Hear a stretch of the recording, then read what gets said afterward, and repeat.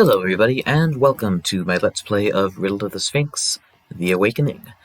When we last left off, we had just gone through the introduction of the game, gotten some lore around the Sphinx and Great Pyramid, and activities around there recently, and gotten the intro to the story. Essentially, our archaeologist's friend, Sir Gils Desk, has made some sort of massive discovery here and has sent for our help. So we arrived in this nifty helicopter here. We are now here at the Giza Plateau, ready to take a look around and see what's here. So let's get into it. As I mentioned in my last video, this does have a old-fashioned point-and-click interface like the original Myst, with the still images. You can move forward, you can turn around, look left and right and such. An interface that I know a lot of people find to be clunky and not the best to use. I personally like it, but that might just be because that's what I was used to. And have this scarab here is our warp arrow. I wasn't expecting that necessarily, but good demonstration. Fancy warp effects, that takes us straight back here. So, yes, Riddle of the Sphinx has the very, very nice warp feature, where if you have walked in a certain pathway before, you can just, with one click, zip across that pathway again. Definitely a feature that has not been in enough adventure games over the years. Something that should have been in almost all of them, but for some reason most ignored, but Riddle of the Sphinx has it, and for that I am grateful. So as you can see, looking around here, lots of tents here that we can't really look at, but this one at the end here, a bit bigger, and we can approach it. So, let's enter and see what's in here. Looks like a lot. Got a table of various supplies, big chest that looks promising, a cot, a bookshelf, more bookshelves, a desk. Alright, lots of stuff to look around here. Let's start on the left and work our way around. Start with a set of crates. A mirror here we can look in. There's toiletries. If we look down here, this is Gil's secret library. It's actually not part of the original game or the main game here. It's actually from one of the DLCs. I backed this game a few years before it was released, so I got all of the DLCs out of that, which is why I have this unlocked. So this is basically a bunch of extras that add backstory to the game, mostly some more images of the pyramids. I'm not going to go through these in this Let's Play, partly because I don't think it's worth the time. I don't think anything here has any huge effect or impact on what happens in the rest of the game or the rest of the story, and partly also because it is a DLC. Wouldn't quite feel right to me to just go through the entire thing here in a video playthrough, when that's literally the whole point, is just to be able to read through those things. So we'll move on from that. And we have this desk here. Got this presented to Sir Gils Desk, Giza Plateau Archaeological Society, February 22nd, 2005. So this is clearly then Gil's tent and Gils Desk that we're looking at right now. And he is nowhere to be found right now. We can try on his glasses. Not too much. Fancy letter opener. Alright, let's take a look at this letter. Dear Gil, I'm writing you unofficially to save you any unnecessary embarrassment. Surely you're aware that the committee is not very happy, to say the least, with their current lack of findings on the plateau. Between you and me, I think we're going to stop funding within a month. With your last letter, you mentioned a find of huge implications. Were I you, I'd let it out of the bag. So sorry to have to be the one to inform you of this unfortunate news, but I figured hearing it from me would be easier to accept. If a miracle comes your way, your friend, Jules P. P.S. Don't make any mention of this letter to the committee. They'll have my head. So, it sounds like Gil's expedition here is not going very well. And he needs something big to rescue it. And here we have an old-fashioned tape player, something that might be unfamiliar to some of my viewers here. These have not been in use for a very long time. Cassette tapes are well obsolete. There's a message for you, my old friend. And it's our first inventory item, so it goes to this little circle. If we want, we can put it in our backpack. But let's use it in the tape player first. This tape player would have made a lot more sense as an item to have here when the game was first released in 2000. That was definitely an anachronism. We'll start off by rewinding. Looks like it's always Friend, if you are listening to this tape, then I have met with an untimely death, and as I suspected, the curse is real. Please do not be frightened. I stumbled onto this knowledge too late to know, but you will have the foresight and ever valuable time to carry on my work. I have made a discovery so profound, it will change the way in which man has recorded history, but you must be careful. I cannot reveal too much lest I fear the others of this site have brought with them a great deal of greed, and would sell my discovery to the highest bidder, placing this invaluable jewel of history into the wrong hands. And although I've told no one, I now realize a few of these cretins I once called my colleagues know that I found something of significance. I suspect they were eavesdropping during my dictation.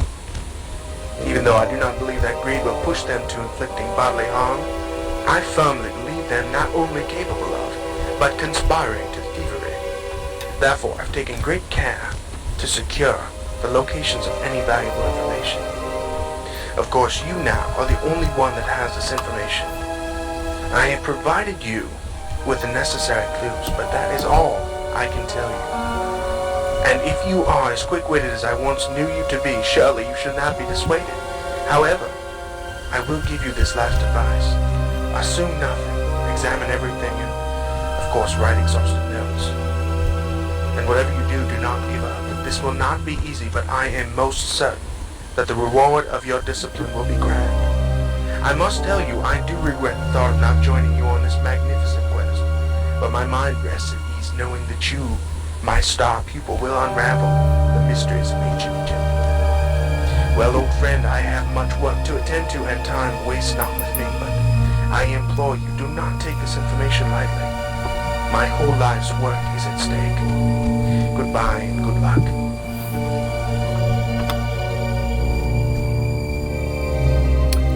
Right, and that appears to be that. The tape keeps rolling for whatever reason, but there's nothing else on it. Go ahead and take it up, drop it in our backpack. So, recap for that, in case you spaced out during the dictation. Basically, Gil says, unleashed a curse, and the curse has killed him. So Gil is dead, and it sounds like the other people working with him are very greedy and trying to steal his discovery, whatever that is. So, might have to watch out for them as well. And because of them, he's not able to tell us more in the open, but he says he's left some clues to help us find more information. So, we'll see what else we can find related to that. Let's see what we can get in the drawers. Locked. Locked. All of his drawers are locked. A little pull-out table here, though, with an interesting set of notes referencing certain from tapes. You might recognize these number displays here that match the display on the tape recorder. So, looks like there might be important information hidden on those tapes, if we can find them. Alright, let's continue looking around here. Box of supplies here. Water bottle here with an amusing label.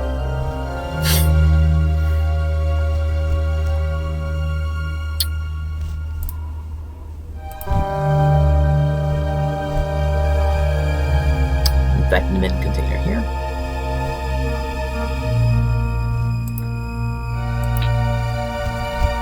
Combination locker wrapper. This is probably a bit more relevant. Got basic instructions here for how to operate the padlock here. There's a sticker with a combination on it. It has been removed, so maybe if we can find that, that'll give some good information. Whoops. Table here. Some potsherds, hats, empty cans, stove. Interesting. I captured the sound effect for clicking in that.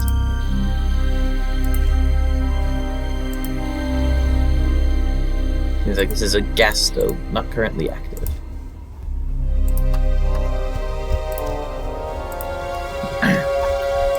Alright, got a chest here, and here's the lock from that wrapper, so we know how to operate the lock, we just need to find the code first. And until we do that, this is going to stay locked.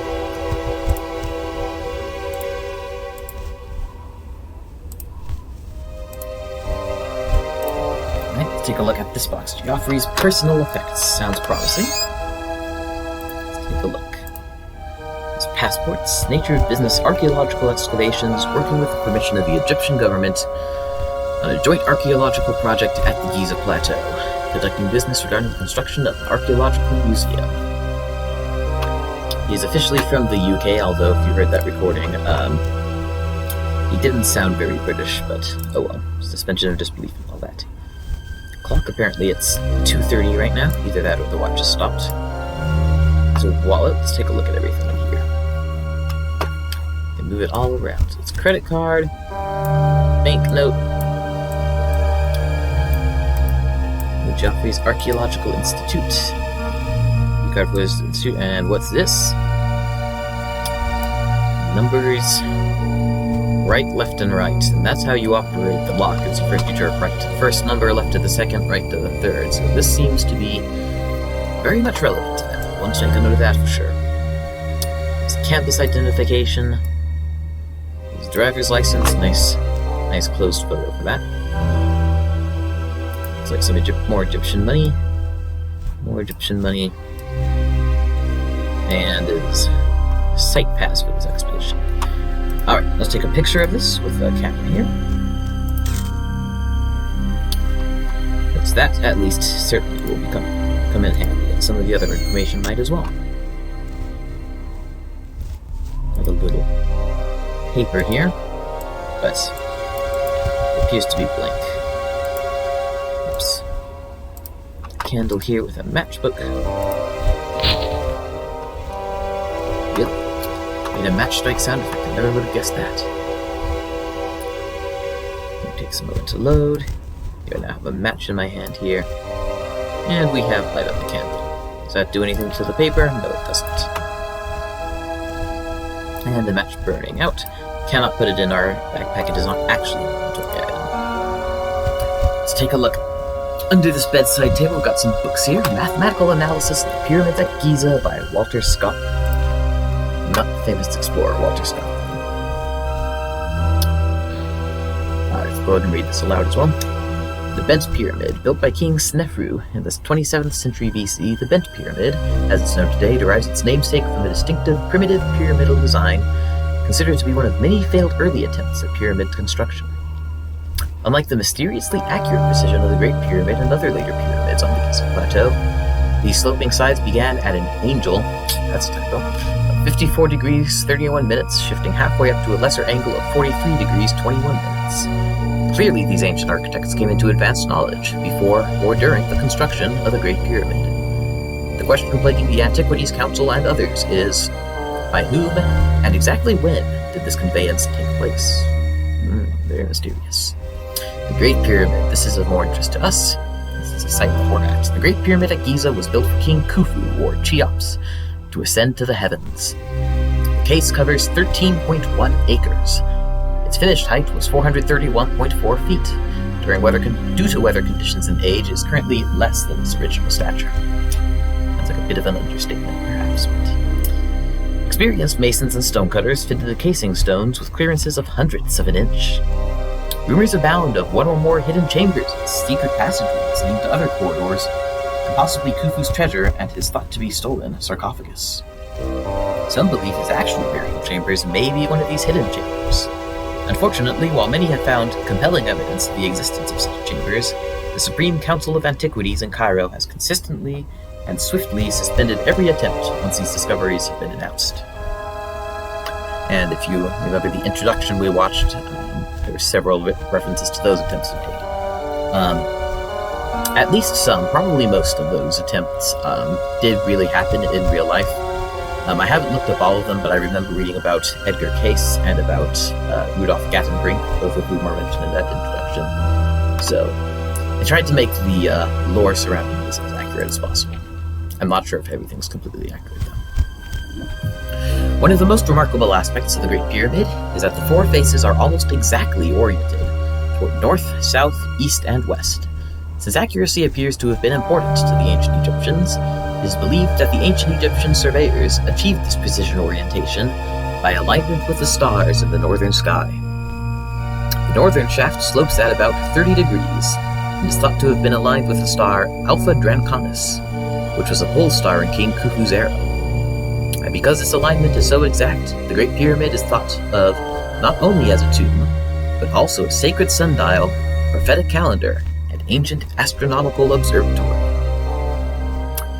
Very mysterious and interesting. The burial chambers. 3 burial chambers are found in the Great Pyramid.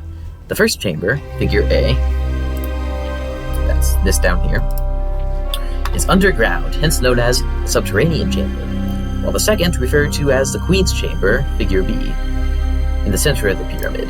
It's this one here, and up there is the third. Some believe these were constructed in case Pharaoh died during completion. Others conjecture that changes were made in the building plans. The final resting place of King Khufu, known as the King's Chamber, is 138 feet above ground. The chamber measures approximately 17 feet by 34 feet and measures 19 feet high.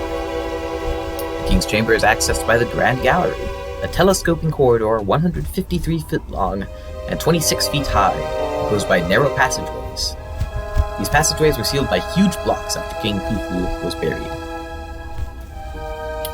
New section, the Rhind Mathematical Papyrus. The Rhind Mathematical Papyrus, named after Scottish antiquarian Alexander Henry Rhind, is the oldest mathematical text of its kind, dating to 1550 BC. Rhind purchased the papyrus in 1885 in Luxor, Egypt, having been illegally excavated in or near the Ramesseum. Its practice problems include finding areas of odd-shaped lots and the slopes of pyramid sides. This ancient scroll dates later than the construction of the Great Pyramid, the Pyramid of Khufu, located on the Giza Plateau. These mathematical computations are likely similar to those master builders would have employed in constructing and erecting Khufu's magnificent burial monument. Pyramidology. Scottish astronomer Charles Piazzi Smith, along with London publisher John Taylor, developed the controversial theory known as pyramidology. Smith theorized the Great Pyramid was constructed under divine guidance. Smith and Taylor believed that supreme wisdom was utilized, such as pi, the ratio of the circumference of a circle to its diameter, the mass and circumference distance of the Earth from the Sun. Smith, however, faced fierce criticism from well-known Egyptologists, who were concerned that pyramidology would delegitimize conventional scholarship of the Great Pyramid. In the end, Smith gained respect and recognition for his exceedingly accurate measurements and illustrations of the Great Pyramid.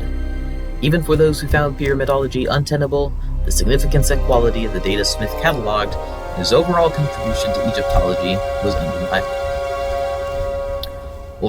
Other mathematical philosophies. Limited research has been done, suggesting that the pyramid's base can be measured in units that add up to 100 times the number of days of the year, relating the pyramid as a calendar. However, Sir Flinders Petrie, the first man to accurately measure the pyramid in 1880 to 1882, cautioned against believing these results, stating that it was useless to apply small units of measure to a very large structure. The accuracy would be flawed, Petrie surmised. That is all for this book. I have a copy of the Bible. We are not going to read this entire thing. That would be an undertaking that would take probably weeks of reading. Translation of Ancient Egyptian Hieroglyphs, with monument and tomb translations by Dr. Howard C. Escher. A bilateral sign is one sign that combines two Egyptian consonants. There are approximately 100 bilateral signs. A few common examples are below. You can see a lot of hieroglyphs here. The good news is there is no hieroglyph translation actually required in this game.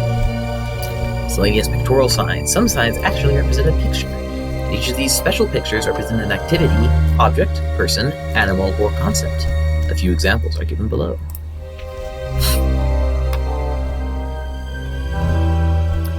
Oh, here's some more. Knowing all of these very well might help us to some degree, but it is not necessary. So we have basic hieroglyphs there we had again. Some useful background information about the period. And Monuments and Myths of Egypt by Sergio Blythe Joffrey. This is written by our friend himself. Going to a passage that he has bookmarked.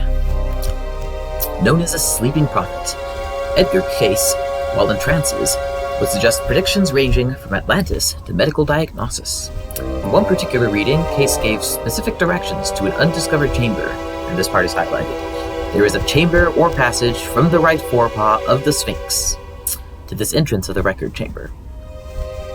The record chamber alludes to a lost hall of records that supposedly contains Atlantean remnants and scrolls.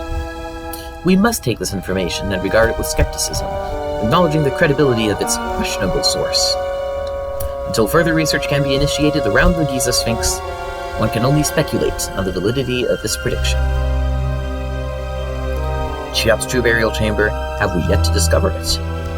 With the discovery of a small door by Rudolf Gantenbrink, a Munich-based engineer, a newly inspired interest in Egyptology has flourished. This passage is highlighted. The door was revealed using a high-tech robot camera, traveling up the southern shaft in the Queen's chamber. This immense finding has prompted a question into the true burial chamber of Cheops. The Great Pyramid is known to contain 3 distinct chambers: a subterranean chamber known as the Pit, the Queen's chamber, and the King's burial chamber, and we read about those in the other book. The present-day King's chamber holds a granite sarcophagus bottom, with the lid and all other artifacts gone for centuries. However, I'm riddled with curiosity over the conspicuous void of ancient inscriptions. While all of the other ancient Egyptian tombs discovered contain hieroglyphs and lavish tomb paintings, here's another highlighted section, not a trace of either is present in the King's chamber of the Great Pyramid. How is it that ancient building notes have been found in the construction chambers above Cheops' supposed burial chamber, yet, and this is bold, italicized emphasis, no formal inscriptions on one of the largest, most glorious burial monuments ever constructed? Implications are of great import. So some interesting stuff there. Elaboration on a couple of the things we saw in the introduction, and pointing out that there's nothing in the King's chamber except the sarcophagus indicating that someone was buried there.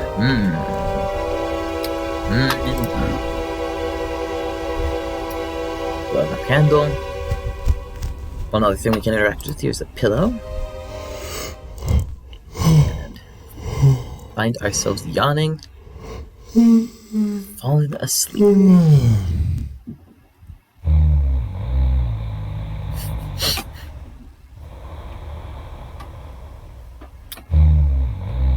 Some loud comical snoring. We could sit here sleeping as long as we want.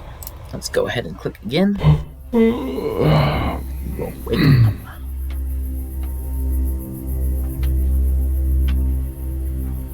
Okay, these subtitles. The subtitles were added in the most recent update just a few days ago as I record this video. I think I don't need the subtitles for all the sound effects, so there will be a few more passages, times where we'll need to listen to spoken text. After that, I plan to turn the subtitles off for the rest of the series. Alright.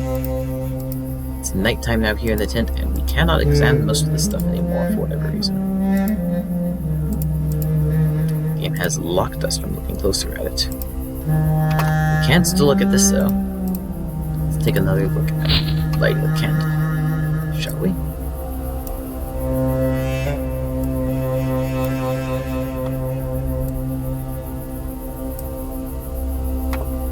Let's see if the paper looks any different. And here we go. With less ambient light around us, we can see a secret message written here with lemon juice or some such. It says, "The more you stew over the key, the better your chances of finding it will be."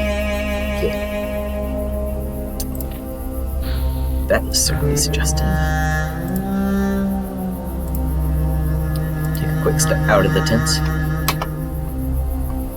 This is a new feature added in the special edition that was not in the original, is the ability to wander around here at nighttime. However, it is locked behind a DLC in this release. As I mentioned before, I do have all of the DLCs, so I'm able to do this. We don't need to explore around there just yet, though. We still have business to attend to in the tent. So, we're not able to do anything else in the tent until daybreak, so let's go ahead and go back to sleep. and sleep through the night.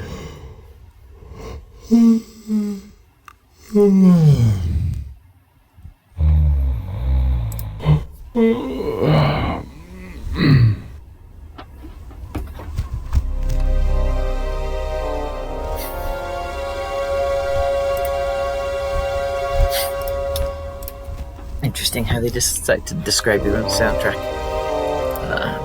Alright, so the message said the more you stew over the key, the greater your chances of finding it will be. And stew might call to mind whatever this is in the pot, so we need to get this stove lit, but a gas stove. So we can turn on the gas, but that doesn't start the stove at all. We need some sort of fire, but we actually, in fact, do have a source of fire here. This matchbook, and thus begins the only time-sensitive puzzle in this game, which is otherwise perfectly relaxed. Have to be fast enough to get over here, turn on the stove, and use a match on it before it runs out.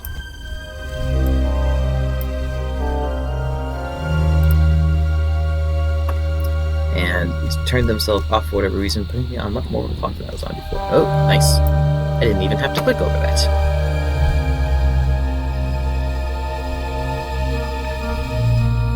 And stew on the pot, I guess it was. Hardened, congealed stew, probably. But now heat it up. Gets a bit more liquidy and flows away from a nice, shiny key. We will go ahead and pick it up, although that's certain to be very hot right now, but I guess we were automatically using, I don't know, a glove or maybe some napkin to pick it out or something like that to keep from burning our hand. So there's our first puzzle completed. We have a key, and the key, of course, will probably fit in the locks of all these drawers. It has a nice feature. Whenever you mouse an inventory item over anywhere where an item can be used, the item has an icon to use it, even though you might not necessarily be able to use that item in that location. That lets you know that you can use an item there. That's a neat feature of the blue version. If you wanted to see our inventory interface, our backpack, click on any item to zoom in on it. Oops. And in fact, we actually have a letter from Gil here that we received. From the desk of Sir Gil Blythe de Joffreys. Dear friend, I write you once again exuberance and dismay. Dismay over our mutual, quote, friend, Mr. Rabot, and his usual grandstanding. He is already under the watchful eyes of the Antiquities Council and the Institute. The former could ban him from any future activity on the Giza Plateau. The latter, well, I already have measures in place to thwart any mutinous plans he might have. And that is why I have been writing you. The time is quickly approaching when I will be in need of your help on site. I know this will be a weighty imposition, but there is no one else I trust to carry on my work here. Now, on to my exuberance.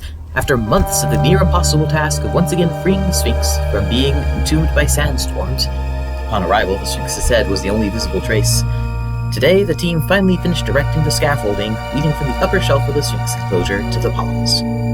This has already sped up our excavation, examination, and restoration efforts. I thought this day would never come. When you come, and I know you all too well not to refuse such an opportunity, I believe you will share in my exuberance and experience the awe of standing in the shadow of this enigmatic, yet majestic, guardian of Giza. Until then, friend, do take care, and do be suspect of any urgent pleas from Wayne. I suspect he has a few of my once trusted colleagues believing his fanciful, Ribot-esque conspiracy theories. Your friend, Gil.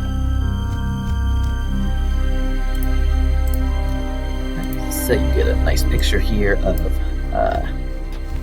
the background to this. Gil, once again, as he mentioned on his tape, his colleagues not being trustworthy, looking to perhaps steal his discovery. Alright, and with that, I will call an end to this particular video. So next time, we'll take a look at all these drawers we just unlocked, see what's in them, and we'll move on from there as we try to follow the trail of clues that Gil has left us for more information. Till then, thanks for watching. Have a nice day.